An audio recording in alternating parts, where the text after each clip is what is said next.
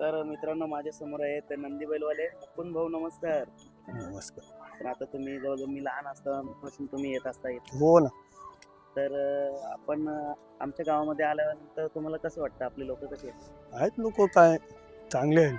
आणि आता तुम्ही समजा आपलंच गाव नाही, आपला गाव तर सांस्कृतिक आहे, हम्म. कलागुणांनी भरलेला चिंद्रनगाव आपला. हा पण आता इतर गावात तुम्ही गेलं तर म्हणजे इतर गावात आपण नाव उल्लेख नाही घेऊ शकत, पण असे लोक असतातच, सगळे हाताची बोटं सारखी नसतात, बरोबर आहे? नाही बरोबर तर आहे. तुम्ही मला म्हणजे असा अनुभव कुठला आलेला आहे, म्हणजे मूळचं तुम्ही कुठला पहिले ते सांगा.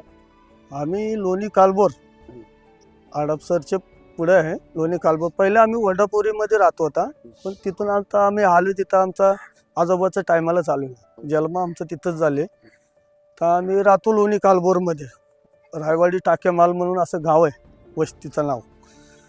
तर आम्ही जातो एक एक गाव, अशी पूर्ण संस्कृती बी असतो.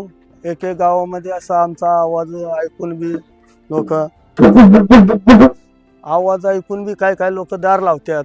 म्हणजे अशी काय कायांना पटत नाही. पाणी पिण्याला हा. विचारतात. हिच्यात काय काय समधी तशी नसतात, काय नाही मग तशी पण असतात. काय काय लोक म्हणजे पाणी जाऊ दे, काय आपल्याला धर्म करून काय पाहिजे, अशी काय काय लोक धर्म करत नाही.